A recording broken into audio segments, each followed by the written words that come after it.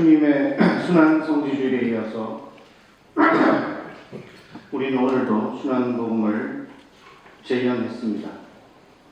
순환복음을 통해 우리는 겟세마니 동산에서 제 뜻이 아니라 아버지의 뜻이 이루어지게 하소서라고 기도하신 후에 그 기도대로 받아내셔야 할 일들을 차례로 마주하시는 예수님의 모습을 볼 수 있습니다. 모든 신적 권능이 인간적 무능으로 전락했습니다.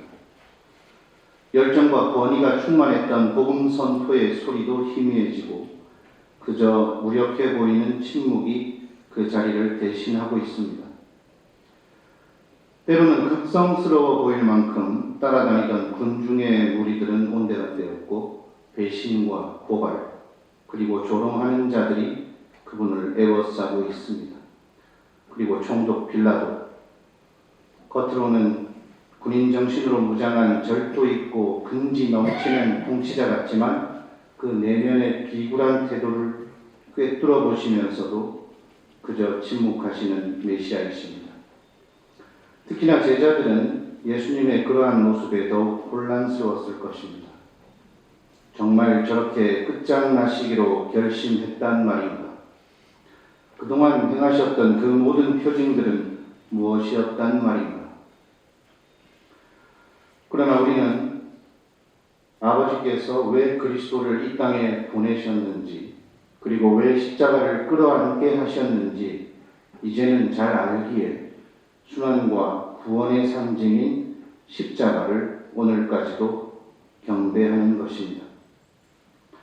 사도 바울은 고린토 전서 1장 18절에서 이렇게 말하고 있습니다. 멸망할 사람들에게는 십자가의 이치가 한낱 어리석은 생각에 불과하지만 구원받을 우리에게는 곧 하느님의 힘입니다.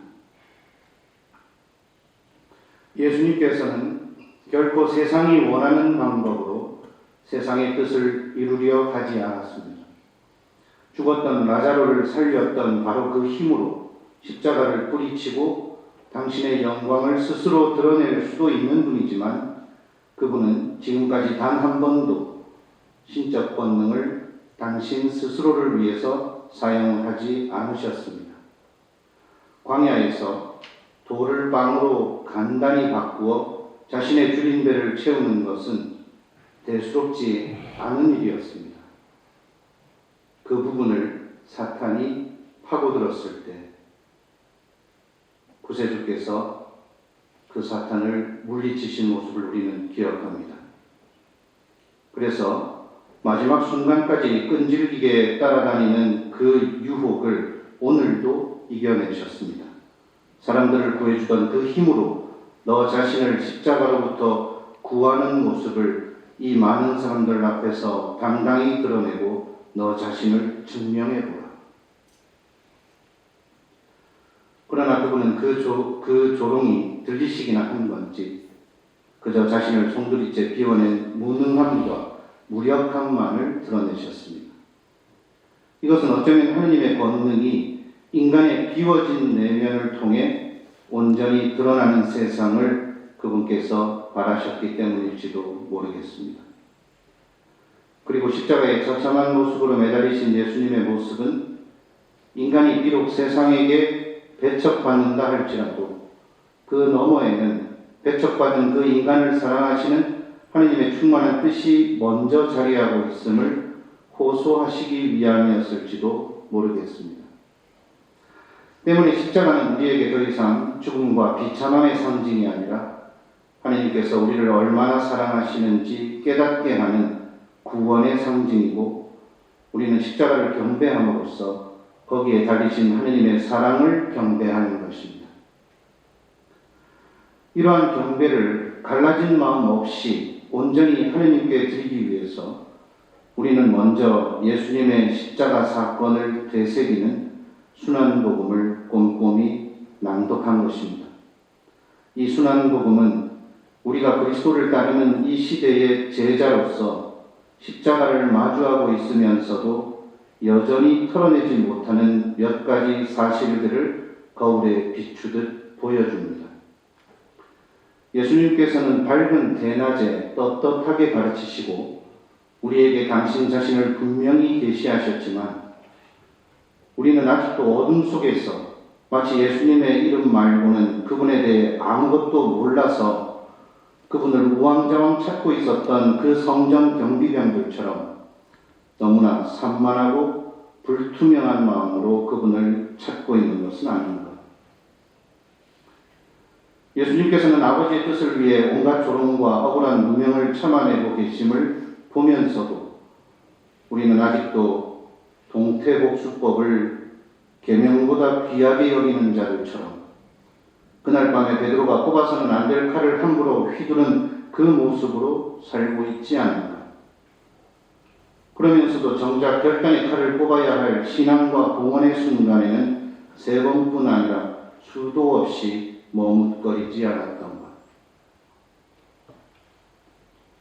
예수님께서는 일찍이 카이사르의 것은 카이사르에게 주고 하나님의 것은 하나님께 돌려드려라 하시면서 세상의 권력과 하나님의 권능을 분명히 분별하면서 균형과 존중, 질서와 정의를 지혜롭게 추구하도록 깨우침을 주셨음을 우리가 알면서도 우리는 인간 스스로 세운 정의와 권한을 지키려고 안간 힘을 쓰던 그 빌라도처럼 자신의 자유와 권리를 하느님 보시기에 떳떳하도록 다듬어 쓰지 못하고 그저 눈앞의 안위와 성가신 일들을 회피하려고 시종일관 비굴하게 책임을 떠넘기고 충동적인 타협의 습성에 젖어 살고 있지는 않았던 것.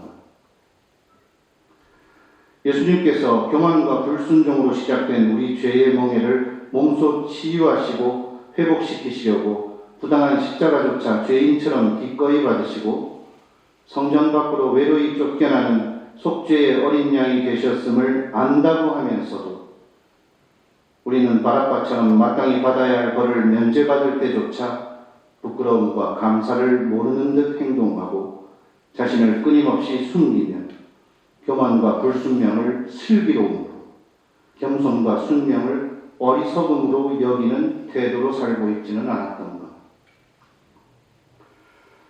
수도자 또는 사제라는 명칭이 겸손과 순명의 다른 이름이라는 것을 망각하고 그저 선배, 후배, 어른수사 젊은 신부, 누나, 동생 그런 세속적 프레임 갈라치기에 젖어서 공동체 내에 교회적이고 복음적인 정서를 흐리게 하는 악표양을 자각하지 못하는 상태가 되고 있지는 않은가.